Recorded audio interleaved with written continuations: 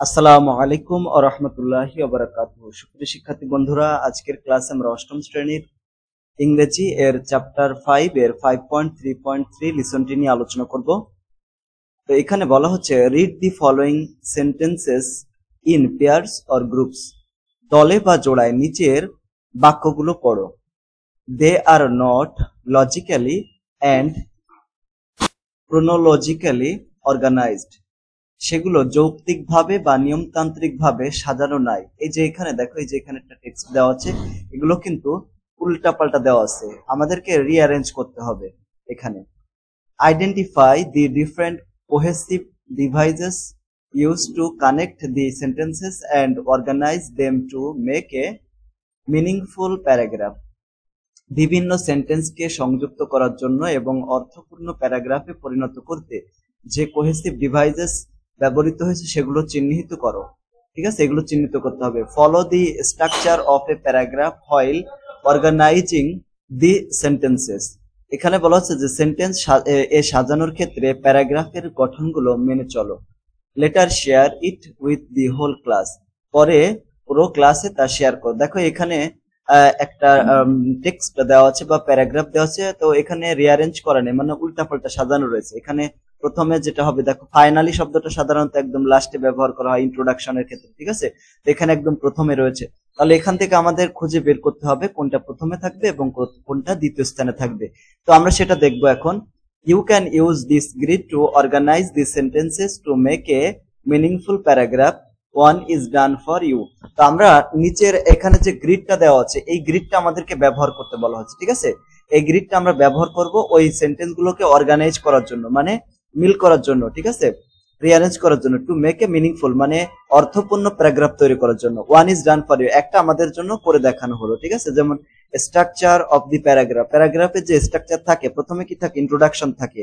হ্যাঁ, what is written the topic sentence, মানে এই ইন্ট্রোডাকশনে কি থাকে, টপিক সেন্টেন্স থাকে। তো এখানে আমাদের ওই টপিক সেন্টেন্স গুলো খুঁজে বের করতে হবে, দি সেন্টেন্সেস গুলো খুঁজে বের করে এখানে লিখতে হবে। ঠিক আছে, এখানে লিখতে হবে। এখানে দেখো দি সেন্টেন্স হচ্ছে, এখানে দেখো Prasun's bird teacher has played an important role in his life by teaching him valuable life lessons and being a faithful companion। মানে প্রসূনের পাখি শিক্ষক তাকে জীবনের মূল্যবান পাঠ শেখানোর মাধ্যমে এবং একজন বিশ্বস্ত সঙ্গী হয়ে তার জীবনে গুরুত্বপূর্ণ ভূমিকা পালন করছে।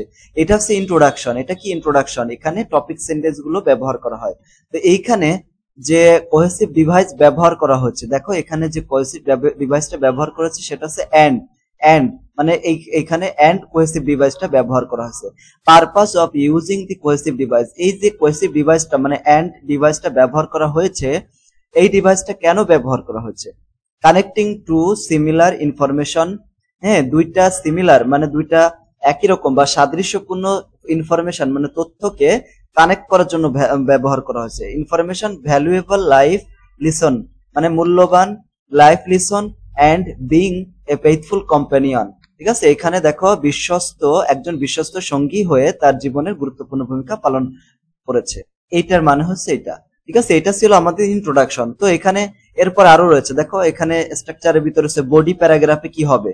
এখানে প্যারাগ্রাফ, এখানে সেন্টেন্স 1 2 3 রয়েছে। ঠিক আছে, তো এখানে কি থাকে, the supporting details to establish the topic sentence. এখানে আমাদের কি লিখতে হবে, দেখো এরকম এখানে যেটা থাকে দি সাপোর্টিং ডিটেইলস মানে এখানে ডিটেইলস লেখা রাখবে two establish the topic sentence মানে টপিক সেন্টেন্স হচ্ছে কোনটা, ওই ইন্ট্রোডাকশনটাকে এস্টাবলিশ করার জন্য এখানে আরো ডিটেইলে লিখতে হবে আর কি। তো এখানে দেখো ওয়ানের ভিতর আমরা কি লিখতে পারি। তো প্রথমে আমরা কি লিখতে পারি, firstly the bird has shown him the importance of patience through the long and laborious process by building a nest। মানে প্রথমত পাখিটি তাকে বাসা বা নির তৈরি দীর্ঘ এবং শ্রমসাধ্য প্রক্রিয়ার মাধ্যমে ধৈর্যের গুরুত্ব দিয়েছে। তো এইখানে কোন কোহেসিভ ডিভাইসটা ব্যবহার করেছে, ফার্স্টলি, এই যে প্রথমেই ব্যবহার করা ফার্স্টলি কোহেসিভ ডিভাইসটা ব্যবহার করা হয়েছে। তো ফার্স্টলিটা ব্যবহার করেছে, এটা কেন ব্যবহার করেছে, two make A sequence with topic sentence মানে টপিক সেন্টেন্স গুলোকে সিকোয়েন্স আকারে লেখার জন্য, মানে সিকোয়েন্স তৈরি করার জন্য এই ফার্স্টলি শব্দটা ব্যবহার করা হয়েছে। তারপরে দুই নাম্বার 3 নাম্বার দেখো, secondly the bird has taught him the value of hard work by tirelessly searching for good food and looking after its young। বলা হচ্ছে দ্বিতীয়ত অক্লান্তভাবে খাবারের সন্ধান করে এবং তার বাচ্চাদের দেখাশোনা করে পাখিটি তাকে কঠোর পরিশ্রমের মূল্য শিখিয়েছে। তো এখানে যে কোহেসিভ ডিভাইসটা ব্যবহার করেছে সেটা হচ্ছে সেকেন্ডলি। তো এই সেকেন্ডলি শব্দটা কেন ব্যবহার করেছে? ওই একই কারণে, two make A sequence with topic sentence গুলোকে সিকোয়েন্স তৈরি করার জন্য এটা ব্যবহার করা হচ্ছে।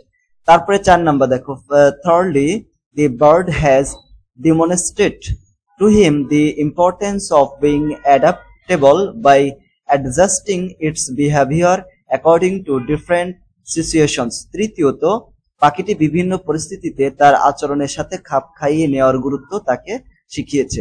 এখানে কোহেসিভ ডিভাইসটা আছে thirdly, to make a sequence with topic sentence। এখানেও টু মেক মানে তৈরি করার জন্য, এ সিকোয়েন্স মানে সিকোয়েন্স একটা ধারাবাহিকতা তৈরি করার জন্য উইথ টপিক সেন্টেন্স গুলাতে।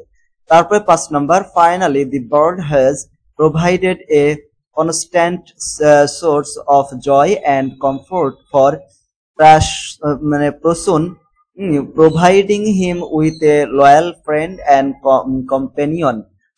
সবশেষে পাখিটি তাকে একজন বিশ্বস্ত বন্ধু এবং সহচর প্রদান করে প্রসূনের জন্য আনন্দ এবং স্বাচ্ছন্দ্যের একটা অনিশেষ উৎস সরবরাহ করেছে। এটা ফাইনালি হবে, এটা হচ্ছে দেখো এই যে ফাইনালি শব্দটা ব্যবহার করা হচ্ছে এখানে কোহেসিভ ডিভাইস হিসাবে।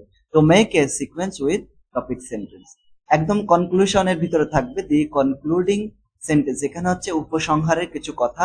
Overall Proson's bird teacher has been an exceptional role model imparting essential life skill and providing him with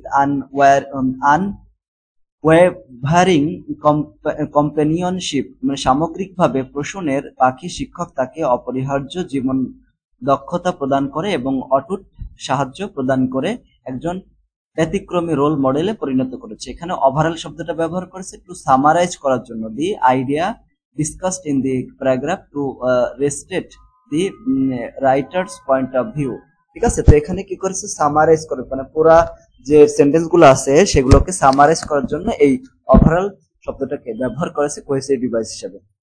ওকে, তো এই ছিল হচ্ছে আমাদের আলোচনা। তো এখন এটা তো আমরা সাহায্য নিলাম, সাহায্য নেওয়ার পর এটাকে আমাদের কি করতে হবে বলতো? একদম মানে টেক্সট আকারে লিখতে হবে এরকম ভাবে।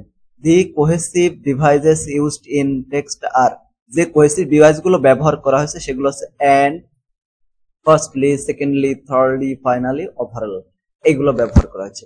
আর ওই যে মানে এইখানে দেখো যে আকারে আমরা এখানে লিখলাম না, যে সিকোয়েন্সে প্রথমে থাকবে এই লেখাটুক থাকবে, তারপরে থাকবে দেখো এই লেখাটুক, তারপরে থাকবে এই লেখাটা, ঠিক আছে, তারপরে এই লেখাটা থাকবে, তারপরে এই লেখা, তারপরে এই লাস্টে লেখা। তো সেইভাবে এখানে এই সেন্টেন্স গুলোকে এইভাবে এখানে সাজানো হয়েছে। ঠিক আছে, এই যে এইভাবে Proson's bird teacher has played an important role in his life by teaching him valuable life lessons and being faithful companion। ওইভাবেই, ঠিক আছে, প্রসূনের পাখি শিক্ষক তাকে জীবনের মূল্যবান পাঠ শেখানোর মাধ্যমে এবং একজন বিশ্বস্ত সঙ্গী হয়ে জীবনে গুরুত্বপূর্ণ ভূমিকা পালন করছে। এটা হচ্ছে টেক্সট আকারে তোমাকে লিখতে হবে, মানে ওই যে শখটা তো তোমরা সাহায্য নিবা, ঠিক আছে, তো তারপরে জমা দিতে হবে এইভাবে। Firstly, the bird has shown him the importance of patience through the long and laborious process of building a nest। প্রথমত পাখিটি তাকে বাসা বা নির তৈরি দীর্ঘ এবং শ্রমসাধ্য প্রক্রিয়ার মাধ্যমে ধৈর্যের গুরুত্ব শিখিয়েছে। Secondly, the bird has taught him the valuable of hard work by tirelessly searching for food and looking after its young. Thirdly, the bird, এই যে এখানে অর্থ আমরা যেটা পড়েছি ওইটাই এখানে টেক্সট আকারে লিখতে হবে। তো আজকের ক্লাস আমরা এইটা আলোচনা করলাম। ইনশাআল্লাহ পরবর্তী ক্লাস আমরা 5.3.4 লিসনটি নিয়ে আলোচনা করব। তো ক্লাসটি তোমার কাছে কেমন লাগলো সেটা কমেন্ট করে জানিয়ে দিও, আর যদি ভালো লাগে তাহলে আমাদের চ্যানেল সাবস্ক্রাইব করে ক্লাসটি বন্ধুদের সাথে শেয়ার করে দিও। সকলকে ধন্যবাদ। আসসালামু আলাইকুম ওয়া রাহমাতুল্লাহি ওয়া বারাকাতুহু।